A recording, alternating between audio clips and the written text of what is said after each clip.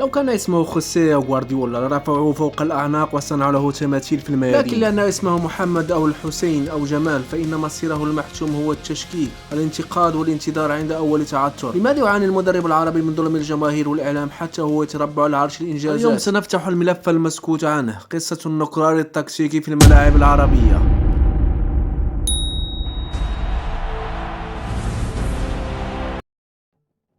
دعونا نعود للوراء قليلا. عندما استلم الكابتن الحسين عموتة دفة المنتخب الأردني، هل استقبلوه بالورود؟ الإجابة هي لا. واجه عاصفة من انتقادات والتشكيك في قدراته بعد بضع مباريات ودية تعثر فيها الفريق. الإعلام والجماهير طالبوا برأسه فورا واتهموه بالفشل التكتيكي قبل أن تبدأ البطولة حتى. خلاص إقالة عموتة واستلم المنتخب الآن. لكن ماذا فعل عموتة؟ صمت عمل وقاد النشامة إلى نهائي كأس آسيا في إنجاز تاريخي غير مسبوق حطم به كل التوقعات البصرية، ومع ذلك ظل البعض يصف الإنجاز بالضربة الحظ، وكأن العقل العربي لا يمكنه الإبداع بالتخطيط بل بالصدفة فقط.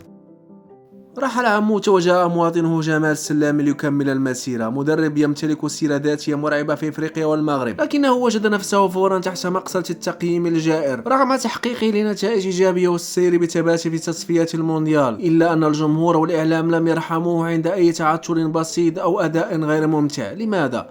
لأن هناك مقارنة ظالمة ومستمرة ورغبة دفينة في رؤية المدرب العربي يفشل لكي يصرخ الجميع نريد مدربا أجنبيا يملك عيونا زرقاء، متناسين تماما أن الكرة تضارب العقول لا بالجنسيات. لكن هل تغيرت العقلية؟ أبدا. فبمجرد أن أعلن الاتحاد الأردني عن تعيين الأسطورة بادو الزاكي مدرب للنشامة اشتعلت محاكم التفتيش الرقمية والصحفية. الزاكي لم يمنح حتى فرصة خوض حصة تدريبية واحدة، بل قوبل مجيئه بالرفض القاطع والانتقادات اللاذعة منذ اللحظة الأولى. اتهموه بالعجوز تكتيكيا وتناسوا تاريخه الذهبي الذي قاد به المغرب لنهائي إفريقيا. إنه التأكيد الحي على أن المسألة ليست أرقام أو بطولات بل هي عقدة الخواجة، متجدرة تعمى عن رؤية العبقرية العربية وتتربص بها عند كل منعطف. الزاكي اليوم لا يحارب الخصوم في الميدان فحسب، بل يخوض معركة كسر عظام لإثبات ذاته أمام إعلام وجماهير رفضوها قبل أن تبدأ الرحلة.